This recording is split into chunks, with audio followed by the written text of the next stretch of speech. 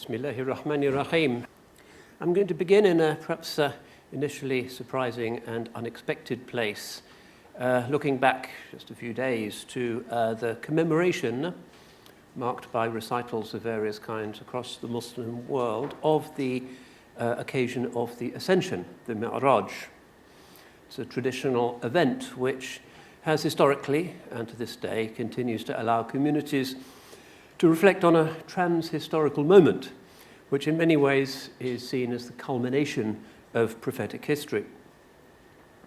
Described in many Hadith reports and elaborated in sometimes rather baroque ways by thousands of poems and litanies in just about every Muslim language, the event has the man of praise praying in congregation with the earlier prophets in Jerusalem, and then taken up by Gabriel on a great ascent through the seven heavens into the divine presence. A number of symbolic events then occur. And I'd like to begin by reciting one text which summarizes much of the traditional teaching. The Holy Prophet perceives majestic oneness take formless form, clear as a full moon in the night sky. Thus perceiving Allah as lovers of reality will perceive him in the highest dimensions of paradise. Essence communes with the beloved Prophet in modes unimaginable, where neither word nor voice nor sign nor touch is needed. With divine tenderness far beyond even the Prophet's enlightened expectation, the voice of truth resounds through his entire being. I am your secret heart, your true desire. I am your perfect refuge, your only love. I am the divine reality you worship. For me alone, O Muhammad of light, you have sighed unceasingly throughout the long journey of prophecy. You have secretly called out, why can I not directly behold the beauty of the essence of beauty? Come now, friend of all souls. The love I feel for you is beyond my love for the whole creation. All humanity is your humble servant. Whatever you desire from the infinite treasure house of divine power and blessing is yours for the asking. Thousandfold healing, thousandfold illumination, thousandfold love. Beloved messenger, your soul will never turn from the experience of this. Return now into temporality and invite humanity, the created expression of my essence, to come unto me to gaze at last upon the source of truth and beauty. Traveling beyond time and eternity, you have interceded for them all at the abode of essence. I grant to your community the daily prayers of Islam, which, when performed with purity of heart, will lift them into paradise while still on earth. Every level of heavenly experience is contained in the prayer. The prayer will lead them along the very way of ascension that I led you. End quote. The fundamental Muslim practice of the 5 daily prayers is thus believed to be a recollection of the prophetic ascension. Its basic postures of standing, bowing, prostrating, and sitting are said to be based on the worshipful forms of the angels whom the man of praise saw on his celestial journey. The Australian theologian Rod Blackhurst evinces this Quranic ethos in an essay on Muslim prayer. For Blackhurst, the prayer gifted at the Ascension is a primordial enactment of humanity's status as bridge between heaven and earth. The prophetic follower worships in a fully embodied way, in a mind-body synergy particularly characteristic of Islam's sense of itself as the reclamation of a lost Abrahamic primordiality, al-Hanifiyya. The entire Muslim life is shaped by forms of worship which engage the body and spirit with the movements of sun and moon, and hence represent the believer's full belongingness to the created order. Nonetheless, he is, like Adam, between water and clay, the water which is of heaven and the clay which is the stuff of which he is made. This Abrahamic cosmology depicts Adam as being of the fitra, the Quranic term which denotes nature and what is natural, not as fallen, but as a theophany made of grace and a reminder of God's presence as Al-Qarib, the near. The prayer is also a recollection of the salvation to be offered by the prophetic intercession, since the man of praise is directly addressed in the final invocation. The response prayer to the adhan likewise recalls the praiseworthy station, al-Maqam al-Mahmud, understood as the intercessory rite of the sealing Ishmaelite messenger. Hence, on the ship of salvation, the ark which carries the last Abrahamic community over the foaming seas of the eschatological age, the intercessor is not only the one who is saved, but the one whose example in this life and whose intercessory prayer in the next delivers others. Here the name of the ark's builder Noah is recalled. He is Najiullah in the Hadith, the one saved by God, but he also prays to save others, who are a numberless host, Abrahamically, as many as the stars in the sky. In other ascension narratives, we encounter a second well-known incident, which also concerns salvation. Here, Gabriel comes to the man of praise and offers him 2 chalices, one of wine and another of milk. When he chooses the latter, Gabriel tells him, "You have been guided to the fitra, or dita lil fitra," a word often translated simply as nature. These hadiths and the luxuriant commentary literature which grew upon them are evidently constructed to make a defining point about the nature of this ship of faith. If we begin with the 2 chalices, we find, very probably, a polemic against Christian sacramentalism, understood in a particular way. The wine is not for the Prophet's people. Muslim commentators explaining this well-known Sharia negation claim that intoxication diminishes the imago Dei and hence commits an offence against God's purposes. Moralists predictably add information about alcohol's social effects. Alcohol is, in this sense, a symbol of the son who fails to board the ship and becomes the weapon and sign of his profane mastery over what remains of the world. Others will note that a polemical point about salvation is apparently being made as well. Wine is nature denatured, the fermentation being a sign of humanity's departure from what God has originally made. The milk, by contrast, is a useful and straightforward symbol of a pure nourishment, unaltered by human plans, ego, or intervention. So you have been guided to nature, udita lil fitra, is being constructed as an important structural principle in the newest Abrahamic dispensation. Let's consider another of Islam's founding stories about salvation, this time a seemingly much more earthly one. This is the religion's reparative recital of the story of Isaac and Ishmael. The latter, or their firstborn, was for the biblical authors the heir according to the flesh. Only the former, with his sacrifice understood by Christians as a Eucharistic anticipation, is claimed by pre-Muslim interpreters to be the heir in the spirit. A fierce and unyielding binary is thus introduced. Christian art frequently alluded to this by contrasting Ishmael's mother Hajar with the Virgin Mary. Rubens, for instance, in his depictions of the women, paints Mary in blue, the colour of heaven and virginal purity, while Hajar wears red, the colour of the flesh, eros, carnality. And medieval Christian polemics sometimes used the concupiscence represented by Hajar as a sign of Islam's falsity. Islam is a garden of nature. And here, in fact, we are not very far from the fitra apparently assumed by the ascension narratives. So fitra is in some way constructed as a kind of watchword of Islam and its soteriology, its theory of salvation. Islam is Din al-Fitra, the Fitra faith.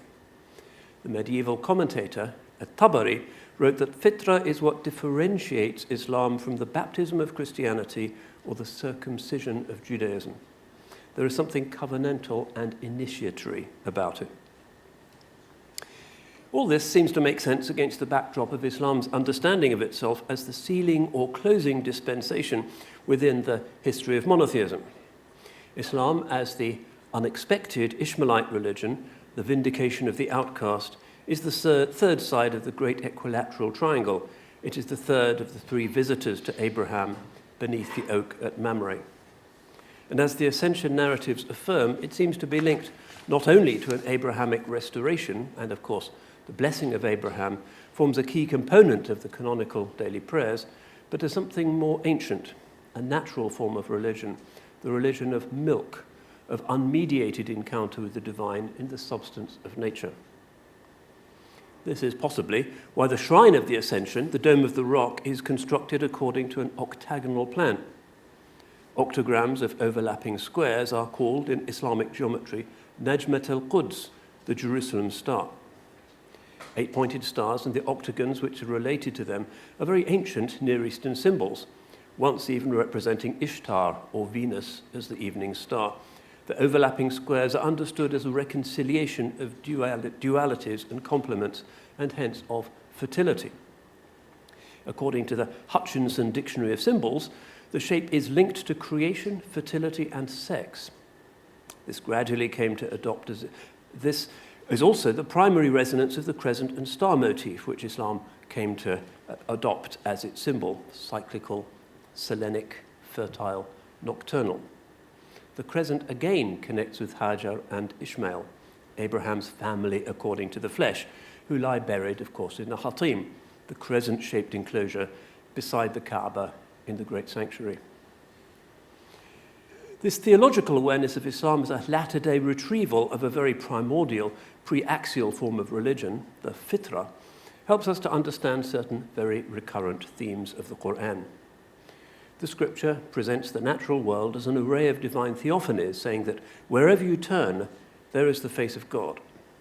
The word for natural signs, ayat, is the same word used for scriptural verses. So as well as Al-Quran at-Tadwini, the written Quran, there is Al-Quran at-Takwini, the creation Quran, whose signs we are invited to read and which, like the written scripture, comprise a bodying forth of the effulgent divine breath. So the Quran says, this is Surah 41, verse 53, "We shall show them our signs on the horizons and in their own souls until it becomes clear to them that it is the truth." Even more notably, we find a range of verses insisting that all things praise God. For instance, Surah 17, verse 44. "There is no thing which does not glorify him with praise." And also 24:41. "Have you not seen that everything in the heavens and the earth and the birds in their arrays sing God's praise? Each one knows its prayer and its glorification, and God knows what they do." The seeming archaism of the Muslim scripture and the insistence on chanting in a natural cosmos which seems to be animated and alive inclined the philosopher Herder to describe Islam as a sort of shamanism. Schleiermacher, too, in considering the religious claims of Islam, also dismisses it as a shamanism. Here is an example of Schleiermacher's judgment. Quote, "Islam is presented as a self-consciously monotheistic religion that nevertheless emphasized the action of the sensual world upon the emotions, thus bringing it closer to pagan polytheism." And Schlegel saw in Islam's garden-like paradise the vestiges of heathenism. These judgments on Islam's theology of nature in some ways continued medieval Christian criticisms. The Renaissance, too, had not been terribly interested in virgin nature. Islam here is, to use the old category, essentially Semitic, reverting substantially to Hebrew ideas of the indicativity of nature and the value of the body and of its natural functions in the spiritual life. Hence, celibacy has seldom been celebrated as a virtue among Muslims. Muslims here, as quite often, agree with Rabbi Joseph Soloveitchik, where he says, "Judaism rehabilitates the flesh, attaching the quality of divine image to the biological forces in man. It affirms the goodness of the whole of man, of the natural." And the American Muslim writer Noor al-Jarrahi even says, "Physiology is theology," recalling, I think, the Ghazalian idea of prophetic compliance as the creation of a harmonious human body subject maximally open to divine effulgence. Nature itself is the ship of salvation. It is not the storm which we hope to survive. We might say then that the son who refuses to board the ark, thus denying the Khilafah principle and whose defiance and ignorance is recorded in Surat Hud, is the principle of Cain, murderer of Abel, or perhaps the Neolithic over the Paleolithic, the writer who scorns memorization, the divider of the sensory from the suprasensory, and ultimately the technologist who, as Heidegger depressingly observed, blankets the garden world in greyness and makes of it a wasteland.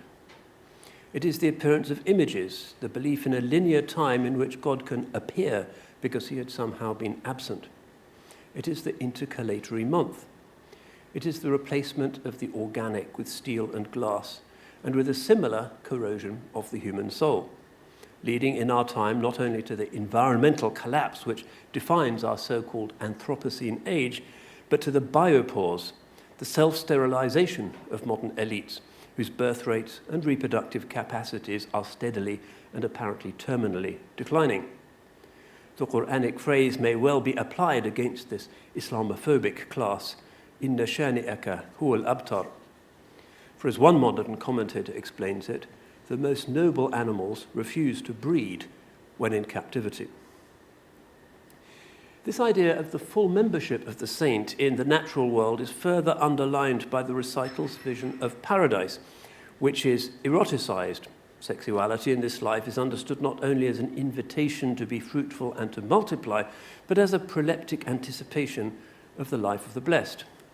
Again, this drew predictable and fierce condemnation from some medieval Christians, who assumed that the celibacy of the saint was itself a proleptic, a lived anticipation of an asexual heaven. Death, then, in a sense, becomes simply a transferal from one garden to another, now a place free of the element of trial. As in Judaism and the primordial religions, there is no doctrine of original sin of the Augustinian type. Shamanism, a characterization intended probably as an insult, was the judgment of many European readers of the Quran in the 18th and 19th century. But other minds of the European Enlightenment, particularly in its romantic literature, rather liked Islam's sacralizing of nature and its teaching about an integrated body subject. This is evident, for instance, in Goethe's poem on the Man of Praise, the Mohammedgesang, which describes him as a mountain stream full of life, which brings the pure water of heaven to the land, raising up not only great cities, but also enhancing the fecundity of nature. As he says, later, lower in the valley, where his steps trod, flowers bloom, and the green meadow has been given life by his breath. Goethe, in his no doubt insufficient and very partial reading of the Quran and Muslim poetry, had been attracted to the biophiliac and world-affirming aspect of the prophetic charism, and the poem enjoyed a certain traction, being set twice to music by Schubert, for instance. But to return to the Muslim scriptures, the idea of the man of praise as an emblem of the life force springs over into a range of hadith which record his encouragement of planting trees and other plants. For instance, this hadith narrated in the collection of Muslim Ibn al-Hajjaj. Never does a Muslim plant a plant or sow a seed so that a bird or a man or an animal eats from it, but that it shall be recorded as a charity for him. And a famous eschatological hadith: if one of you is planting something and the day of judgment begins, finish planting it. So the prophet's colour is green, his turban, the dome over his grave, his city is the verdant oasis of Medina. One can imagine the ark as ship of salvation, Safinat Najat, flying a green ensign, a banner of praise, anticipating his famous role as life-giving standard-bearer of divine mercy and revivification at the judgment. So focused on the animated quality of the natural order is the recital that we even find passages about insects, notably the Quranic tale of Solomon, who diverted his magnificent army at the request of the queen of the ants, who wanted to protect her anthill from trampling.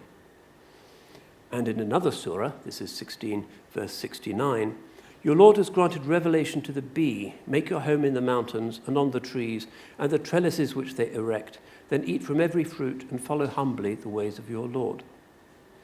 And other ayat could be cited, building this Safinat Najat. Evidently, the recital of the final Abrahamic replenishment sets out to sacralize biodiversity. Virgin nature is our most proper habitat in this primordialist and naturalist vision, which sees the ship of faith as onboarding nature. The animals sail with us, we preserve them, they have the right to this, almost as though in this world the Khilafah principle of human shepherding and custodianship delivers a sort of saving grace to the animals as well. However, this is not, as in the vision of the moderns, the localized and rather desperate conservation of endangered species in parks and zoos, concentration camps for animal survivors removed from their habitats by materialism's lust for Lebensraum, What is saved is implicitly creation itself in its natural and balanced plenitude. Khilafah entails the preservation not of examples of what humanity has almost destroyed, but of the mizan, the biophiliac balance itself. It is a ship of life, conserving the stupendous miracle of the double helix, which is the matrix for consciousness and hence for the consummation of the divine purpose. All this, for Muslims, is going to confirm the idea of Islam as the religion of milk, of unfallen nature, to be joined through the movements of worship which emphasize our proper belongingness in the world. As in most primordial communities, the direction of prayer is horizontal, not vertical. Time is lunar and not solar. There is no intercalation. And we exercise our innate ability to recognize holiness when living properly in our bodies, recognizing the nature and sanctity of non-human persons and the entire natural world. Again, this reveals modernity as an exercise in alienation. As Layla Abdal Rahim writes, a function of civilization is to stamp out our yearning for wildness. Children are born wild and dream of a wild world that exists for its own mystery. The Sunnah, then, the Islamic instantiation of primordial living, functions as a shield against the alienation imposed by technical modernity. To follow its norms is to wear a kind of hazmat suit, which shuts out the chemical toxins of a disrupted world. In its insistence on natural living and moderation, it does not only preserve its adherents from many entailments of the toxic world of secular consumption, but even more importantly, from the diseased attitudes which have initiated it. The Sunnah, by allowing us to live in accordance with how things are, is an ark of salvation. In a text which many Muslim eco-warriors like to cite, the Quran says this. This is Surah 30, verse 41. Corruption has appeared on earth and in the sea because of what the hands of men have wrought. Thus does God make them taste some of the consequences of their actions so that they might perhaps return. By adopting the Sunnah, by boarding the Sunnah, if you like, we find ourselves shielded from the worst poisons of a necrophiliac modernity. We connect again with the motions of sun and moon. We celebrate the sanctity of nature. We fast. We venerate holy places. We repeat an oracular chant whose origin was received in the Jalal, the mysterium tremendum which made its holy recipient sweat and shake. We understand and honor gender. We live for a transcendent purpose, and that form of life is all-embracing. The Sunnah ark is not for boarding part-time. This Din al-Fitra is not a leisure activity, and we do not recognize a spurious dualistic division between sacred and profane any more than our Paleolithic ancestors did. Perhaps one of the most striking demonstrations of this saving primordiality of the Quranic voice is its insistence that we are in community with non-human orders of creation, fellow travelers on this ship, which are also considered to be sentient communities. One of the paleoanthropological criteria for distinguishing the Paleolithic from the Neolithic is that the former created a self which was defined by coordination with nature and other humans, whereas the Neolithic self, we learn, defined itself in relationality with other humans. And here we face something that does seem strangely reminiscent of shamanism. In particular, I would like to focus on one verse which appears in Surah Al-An'am, which is, of course, the Surah of the Cattle, Ayah 38. Here is a possible translation. There is not an animal in the earth, nor a bird flying on two wings, but that they are nations like yourselves. We have neglected nothing in the book. Then unto their Lord they will be gathered. Passages such as this obviously form part of the recital's condemnation of Arab pagans who had long defined their tribal identity in terms of animal totems. The man of praise himself had been born into the clan of the shark, Quraysh. As part of its function of delineating tribal identities, paganism had maintained elaborate rituals of animal mutilation and other animal-linked practices which the new ship of salvation viewed as abominations. And this chapter of Al-An'am receives its name because it deals with various such sacrificial and votive rites. In place of a universe directed by tribal deities in which humanity was divided by totems and fetishes, the new monotheism preached a fellowship of believers which was summoned to see their animal order as a sign of creation's unity and integrity under the one God, with the right to share in the salvation from the deluge offered by Noah. The ayah, this remarkable verse in Al-An'am, seems straightforward in its affirmation of animal and bird life, our fellow passengers, presented and valued as sentient orders of creation, and yet it triggered centuries of quite difficult and complex debate. Two themes proved especially taxing for the commentators: the citing of animals as nations like yourselves, umamun amthalukum, and the gathering of animals unto their Lord. In what sense, later authors of tafsir commentaries wondered, could animal communities be like us? And is it true that, like their human counterparts, they will be resurrected to face God's final judgment? Is the ark delivering them with us in that sense? The modern Tunisian theologian and commentator Ibn Ashur laments that, as he says, this is a verse which begins obscurely and ends more obscurely still.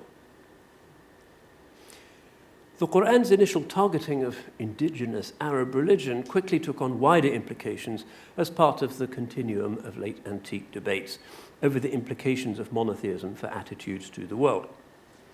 The markedly upbeat, affective élan of the Quranic revelation reflected the text's own self-understanding as a historic reparation, as it says, a shifa, a healing, not only of paganism, but, as it asserted, of the religions of the book.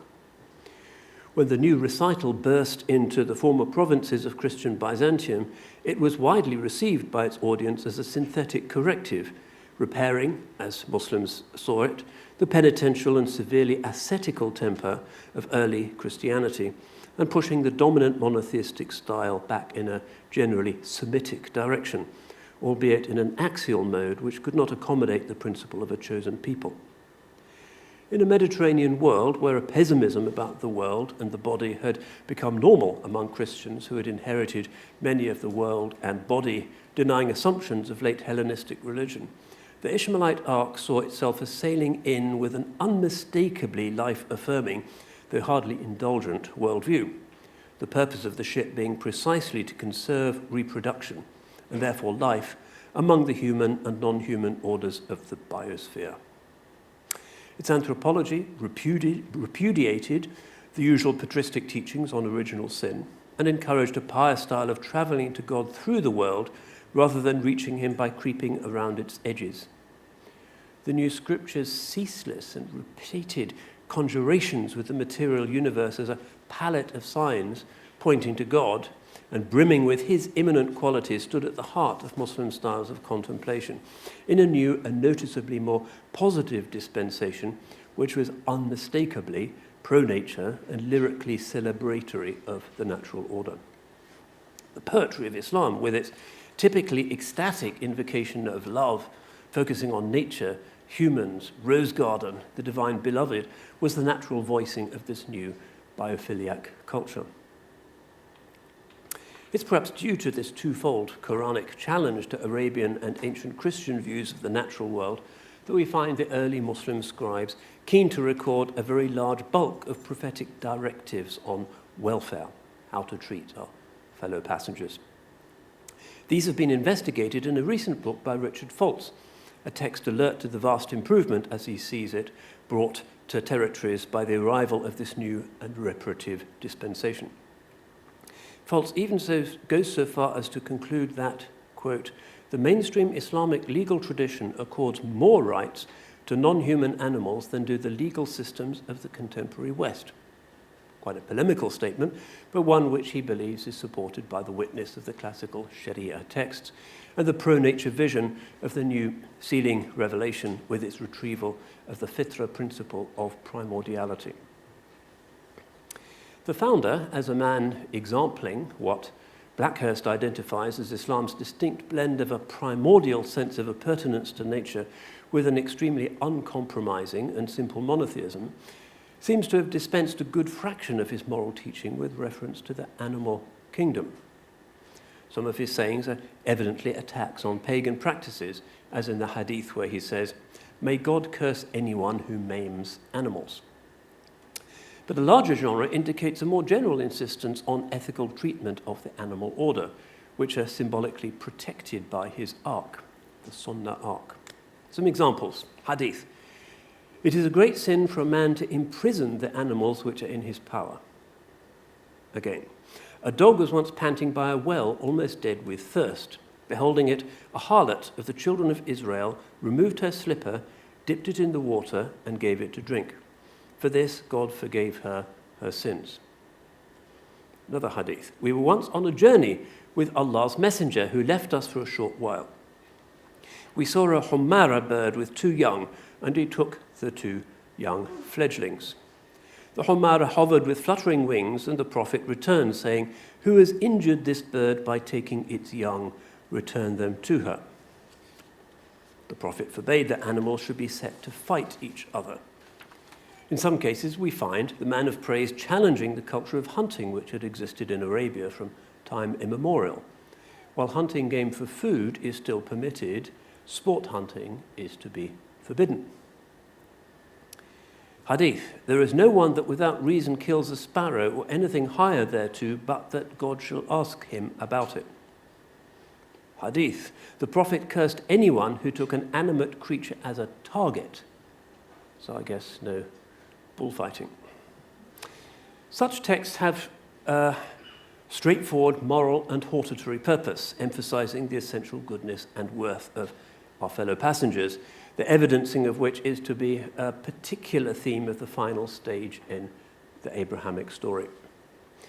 More curious are the hadiths which seem to invest animals around the founder with a near-human degree of consciousness. And it's here that the tafsir author's puzzlement over our verse originates, and we find perhaps some sort of explanation for the Enlightenment descriptions of Islam as shamanistic. What are we to make, for instance, of the following tale narrated in Abu Dawud's collection of hadiths? The hadith has the man of praise going into a farm where a camel is experiencing a fit of groaning with its eyes streaming. The Prophet, unafraid, walks over to it and rubs its ears, and it quietens down. He asks who the camel belongs to, and a man identifies himself as its owner. The Prophet says, "Do you not fear God concerning this beast which he has let you own? It complained to me that you starve it and tire it by overworking it and using it beyond its capacity." In the same hagiographies, we find that key instances in the founder's career depend on animals for their successful outcome, and that these animals, our fellow passengers, are presented as recipients of some kind of divine inspiration. Perhaps the best-known example is the founder's choice of a site for his home and mosque when he arrived as a refugee in Medina. Seeing that rival clans wished to have the political advantage of having him as their guest to preclude disputes, he let go of the reins of his camel and said that Providence would guide it to the correct place. The site the camel chose is now, of course, the location of his mosque and his grave. In another very famous incident, the Abyssinian Christian army, which had come to destroy the Kaaba, is confounded by 2 animal interventions. Firstly, its fearsome battle elephant refuses to march on the holy city. And secondly, the invading army is pelted with stones by birds. A no less celebrated case is the rescue of the man of praise from pagan pursuers during his exodus to Medina. As he hides in a cave, pigeons make a nest and a spider weaves a web over the cave entrance, a miracle which served to persuade the search party that, of course, nobody could have entered the cave for days. These are stories known to every Muslim child. In these hadiths, which show the man of praise and his city saved by the intervention of animals, one is struck by the fact that these creatures are presented as consciously acting under divine tuition. This seems rather strange, anomalous, in a religious culture which was in full revolt against the pagan animism in which desert creatures, even trees and rocks, had been reckoned to contain spirits, jinn of various kinds. Of kind of generalization about the rationalizing shift from polytheism to monotheism would presume that ancient superstitions about souls inhabiting the natural world would be vigorously suppressed in favor of a belief in divine and human monopoly of consciousness and agency. But in the primal Islamic case, the prophetic age, something much more complex seems to have emerged. Again, we seem to revert to our characterization of the Ishmaelite religion as a reprise of really very ancient, even primordial styles of sacrality, coupled, of course, nonetheless, with a fierce rejection of any hint of polytheistic belief. The Muslim tradition itself promotes this self-understanding. The Meccan Shrine is claimed to have been the worshipping place of Adam, long predating the Jerusalem temple. Islam, taking itself to be the final moment in the monotheistic drama, also claims to be a significant rehabilitation and invocation of pre-Abrahamic forms of worship and relationship with the world. It is thus that the mediator sage who can communicate with animals bears a book which instructs its audience to consider them as nations like unto yourselves. Having very briefly sketched Islam's self-understanding as the ship of salvation, which entails particularly a recovery of a biophiliac and really ancient primordial religious style, let's now go on to survey the tafsir literature on our chosen Quranic crux, which seems to deepen the Noah story so indicatively. Here's the verse again. There is not an animal in the earth, nor a bird flying on two wings, but that they are nations like yourselves. We have neglected nothing in the book, then unto their Lord they will be gathered. Firstly, we have to consider the puzzle represented by animal nations. Fellow passengers are nations. The word is the plural of ummah, the familiar Arabic word which almost invariably applies to human collectivities. Muslims themselves, of course, constitute an ummah. In arguing against pagan cruelty, Scripture here appears rhetorical in suggesting that birds and animals form communities. They are peoples, they are non-human peoples. But the rhetoric does not invalidate the comparison, and the commentators needed to determine exactly what kind of nations these animal passengers form. The preferred view was that each species was an ummah.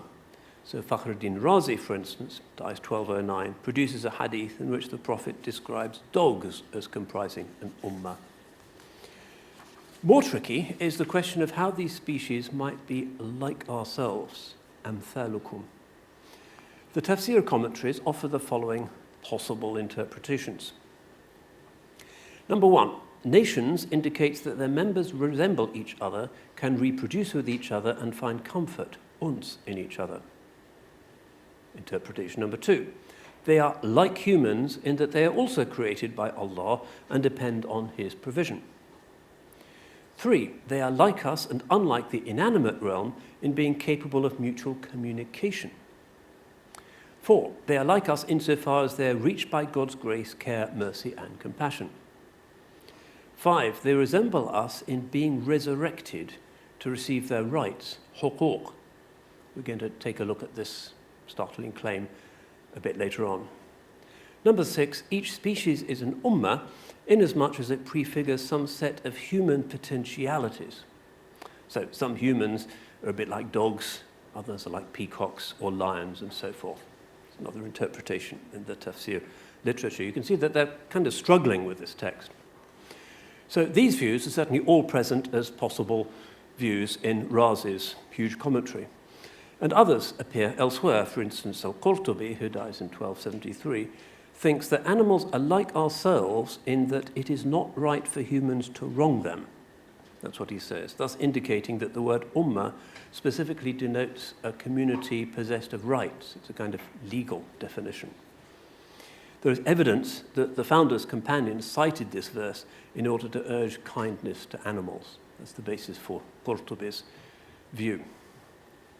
So these interpretations are really very disparate, but they all share an essentially ethical conclusion. Whatever its exact sense, the verse clearly enjoins us to behave morally towards these orders of creation which ride the ark along with us. because God has deliberately stated that they bear a valid resemblance to our human selves. They segue into a second set of interpretations, which one might call cosmological. Razi cites the companion Ibn Abbas as holding that these communities are like ourselves, quote, because they know God, attest to his unity, and praise and glorify him, end quote. This he links to the text of the recital, which we mentioned a few minutes ago.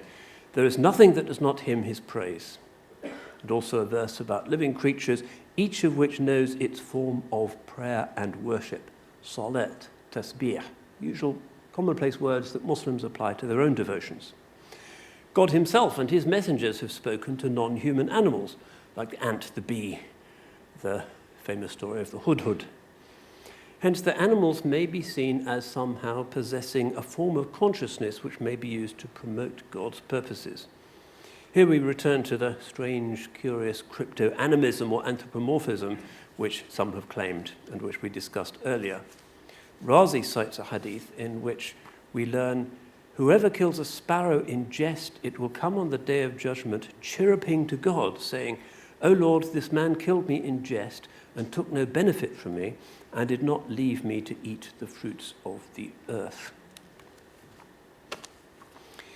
Illuminated in this way by a actually very large number of prophetic homilies, the verse becomes a key crux for Muslim debates over animal consciousness and animal souls. The Sufi tradition in particular, with its ecstatic focus on the Quran's mystical vision of all creation, witnessing to God in its own distinctive way, picked it up to produce some very lyrical outpourings. Here, for instance, is one of the great Persian Sufis, Rusbehan Bakli, who dies in 1209, in his tafsir, which is called Ara'is al-Bayan.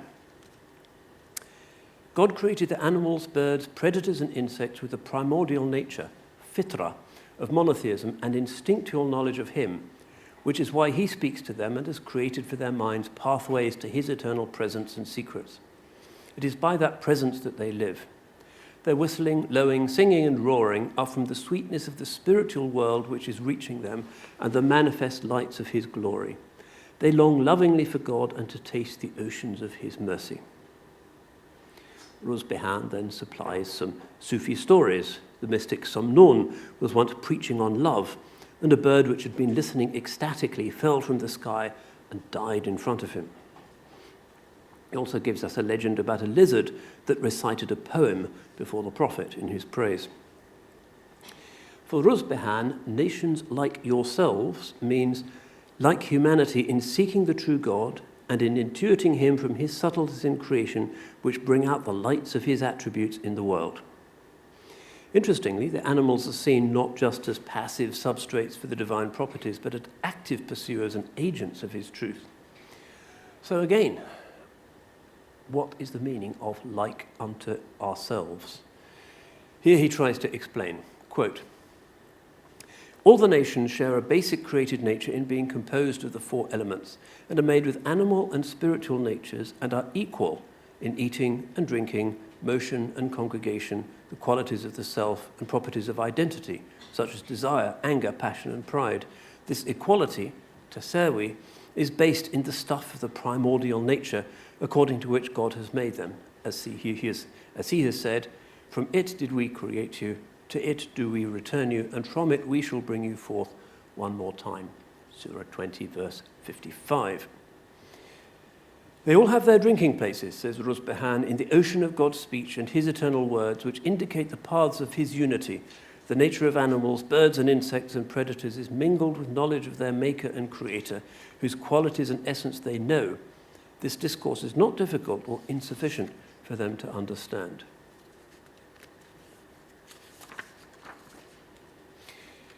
This leads naturally to the second of the great puzzles thrown up by the verse. Are the animals really to be resurrected, as the text seems to indicate? And if so, does this strengthen the case that they're to be judged and are hence not only sentient beings, but moral ones as well? Do they travel in the ark with us to salvation? The verse ends with the prediction that all will be gathered to their Lord. This appears to be underlined by another Quranic text, and when the wild beast shall be ingathered, وَإِذَا الْوُحُوشُ حُشِرَتْ, which is to be a sign of the cataclysmic last judgment. The concept in both verses is that of hashr, which is a perfectly normal Quranic designation for the resurrection at the end of time. Some commentators balked at the picture of the resurrection of all animals for judgment and proposed that resurrection, hashr here, simply meant that all animals will be united in death. They're gathered to death, not to resurrection. And there were companions who could be cited in support of this view. However, such attempts really to defuse the plain sense of the verse were confounded by a cluster of perfectly respectable hadith whose concern was to emphasize the plenitude of God's justice and which brought animals undeniably onto the eschatological stage. Here's one of these texts. On the day of arising, all of creation will be gathered together, the cattle, the riding beasts, the birds, and every other thing, and it shall be by God's justice that he takes the hornless sheep's case against the horned one. Then he shall say, be dust. The concern of these hadiths is to show that animals are incorporated within God's structures of justice. So another well-known hadith describes the man of praise seeing two sheep fighting each other. He asks his companion, Abu Dhar, if he knew why they were fighting. And when Abu Dhar confessed that he had no idea, he replied, but God knows and shall judge between them on the day of resurrection. So clearly here we confront the second of Ibn Ashur's obscurities. There was really no deep problem with the idea that God would show justice to the animals which ride with us the ark of wholeness, but on closer consideration, the exact nature of their accountability seemed extremely taxing.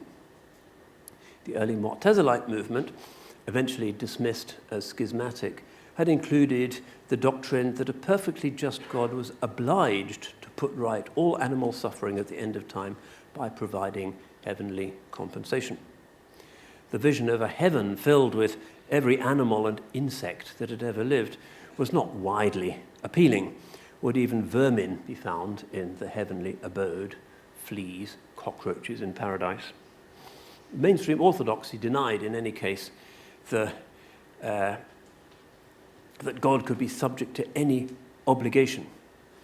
He will quicken dead animals not because he has to, but from his free fiat and glory. Moreover, the Orthodox reasoned that a God obligated to impose strict justice on animals would also have to send some of them to hell, and this was widely agreed to be unlikely. Some Mu'tazilites also held that animals would be in heaven forever. After all, if God killed them, then his justice would oblige him to compensate them for that, which would be impossible, since they would no longer exist. Considering these paradoxes, the mainstream thinkers concluded that after the animals had experienced full recompense, God would painlessly turn them to dust. But many Orthodox writers like the idea that at least some animals will be received into heaven. Mawardi, for instance, says that in paradise the believers will enjoy riding them and looking at them. So divine recompense of some sort for animal suffering is thus generally accepted by normative Islam.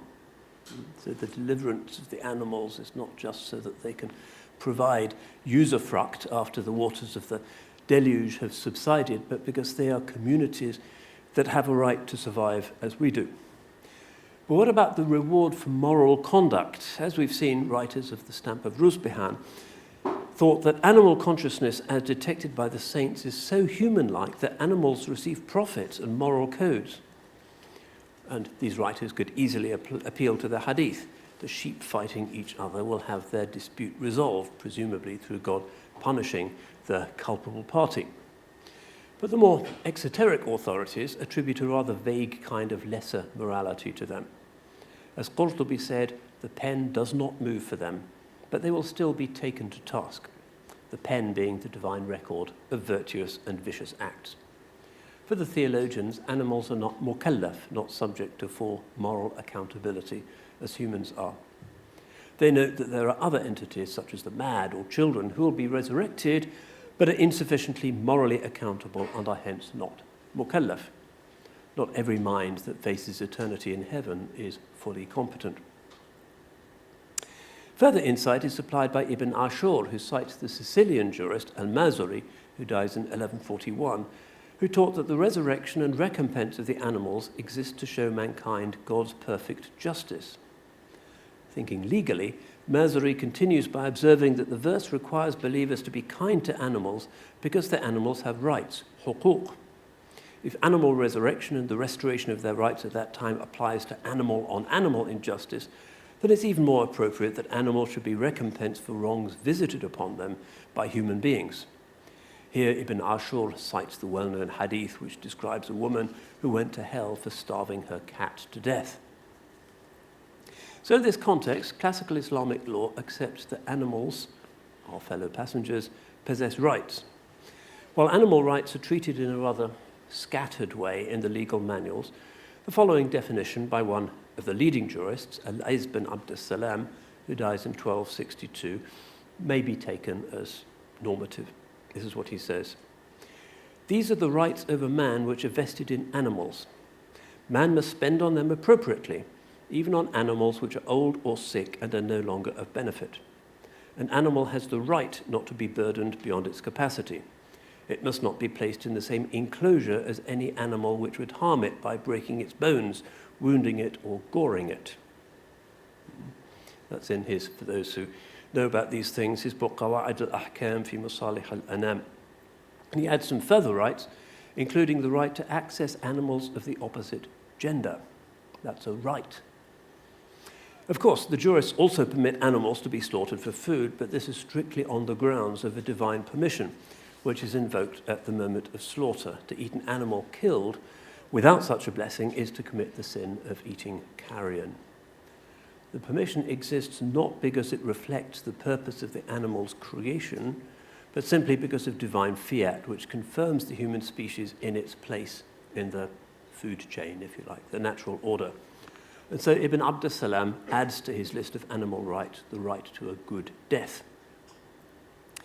So it's time to try and find my way to a conclusion.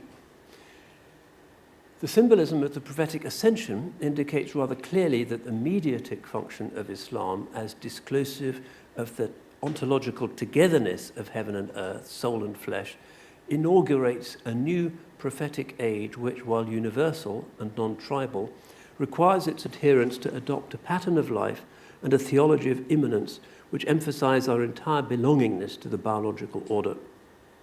Understanding this is precisely to board the Safinat al-Najat, the Ark of Salvation.